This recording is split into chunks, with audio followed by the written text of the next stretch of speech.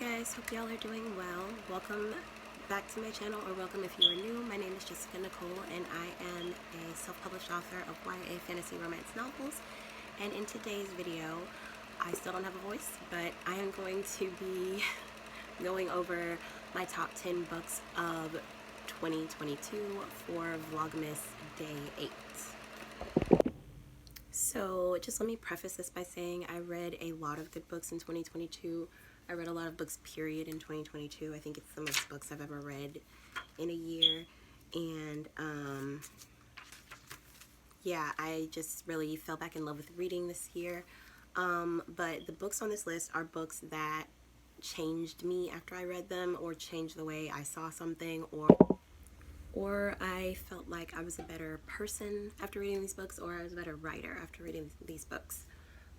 So without further ado, let's just get into it. We're going to start, I journaled about them yesterday, so we're going to start down at the bottom.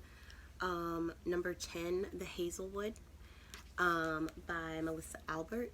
I loved this book so much. I loved the world building, the imaginative way that she wove the story together. I just really love this book, just because it's down here at number 10. Like I said, I read so many books this year. I loved the plot, the characters.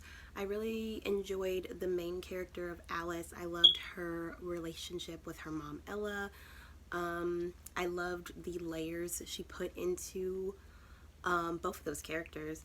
I loved the antagonists, plural. We had the person that we thought was the antagonist, and then it switched, and then it switched again, and I loved how the story was very fast-paced and it kind of kept you guessing. The only thing I would have changed about this book is I wish the point of the story was introduced a little earlier. I feel like we kind of meandered around like the part of the story I picked up the book for, and then when we finally got there, it was great, but it felt like it was a little, it could have happened a little bit quicker. But I will definitely go back and read this book. All these books I will go back and reread for years to come because I adored the story. My number 9 is, actually I cheated a little bit on a couple of these. My number 9 is the Cruel Prince series, just the whole 3-book trilogy. The Cruel Prince, The Wicked King, and Queen of Nothing. I loved these books. I consider them high fantasy, so they were my first delving into high fantasy, and I enjoyed them. The characters you're supposed to love, you love. The characters you're supposed to hate, you hate. And the main characters, the main 2 characters, are very morally gray, and I like that about the series. I grew to love them by the end of the series. I was rooting for Jude the whole time. I love Jude, and her relationship with Carden, I was like, this is a little toxic for me. But I saw what Holly Black was going for, and I was rooting for them by the end of it. Love this series. I think it's gonna be like one of my yearly rereads in like springtime, because I just love it that much. And excuse me. And the action sequences were very like breathtaking. Like I hate writing fight scenes, I hate reading fight scenes, but the action sequences in this were really, really great. Okay, number 8 on my list is House of Salt and Sorrow by Erin Craig. This is a 12 Dancing Princesses retelling. I'm pretty sure this is my first retelling I've ever read, and I enjoyed the story a lot. Basically, the premise of the story is they're this wealthy family living on this island, and in their world they have these different deities, and the sisters basically just start dying, and so we're following one of the sisters as she tries to figure out what's going on with her sisters. There's this whole huge plot twist. There's 2 of them actually, and it's just such a magical, immersive story. You kind of have to just kind of give yourself over to it and let it take you on this journey, because it's wild, and I loved it. I loved every minute of it. This one is a little spooky. There were parts of it where, yes, these are audiobooks so far that I've listened to, and I, was listening to this at night, and there were times where it was like, I had to turn it off because it was a little spooky. But yes, definitely love this one. And I think it's a great like summer read, I guess, since it's like set in the beachy setting. They live in like an island shore town thing. My number 7, I did it again with another series, is the Darkest Minds series. This series is just so captivating to me. My favorite book out of this series is Never Fade, the second one. And then I like The Darkest Minds, and then In the Afterlight is my third favorite. I just love how this is science fiction, but it feels so real. Like, it feels like it follows the path of human nature, which is terrifying. But also it was so courageous of Alexandra Bracken to hold up this mirror to us. And yeah, if you have not read these books, you really need to. They are fantastic. I love the emotion she puts behind the characters. I love how the characters grow and develop over the course of the book, especially the main character, Ruby. I just felt like it's one of my favorite tropes is the found family trope, and this book series just oozes with that trope, and I love it so much. Okay, my sixth, jumping ahead. My 6th book is A Deal with the Elf King by Elise Kova. This is part of her Married to Magic series. They're interconnected standalones. This is the first book in that series, and I've read 2. This one was my favorite. I love the lore she was able to create in this. Some of it feels familiar, but she put her own spin on it, and I think it was just a really beautiful story. It was a very quick read, very easy read. The characters, it's very, I wouldn't say it's a grumpy sunshine trope, but it's kind of like that. Like, the guy is very grumpy, the girl, she's just living her normal life. It's the arranged marriage trope, which I like too. And yeah, it's just a really fun, enjoyable story, and I really liked it. So my number 5 right here in the middle is The Blood Like Magic duology by Lizelle Stanbury. I adored these books. I was immediately swept away by the world she was able to create. What really got me though were the characters. Like, the plot was beautiful. The plot was so original and imaginative. It's basically about a girl who happens to be a teenage witch, is what it felt like to me. And she's finding herself and coming into her own. And that's what I really loved and adored about the story, was the characters and Voya's journey to becoming who she is and, finding her way in life. Number 4 is For the Wolf by Hannah Witten. I have not actually finished this book yet, but I know that it deserves a place on this list. I'm about 8 chapters out from finishing, and I adore this book. I rambled about it so much in my last video with me wrapping presents. I just love the main couple in this book so much. They are amazing.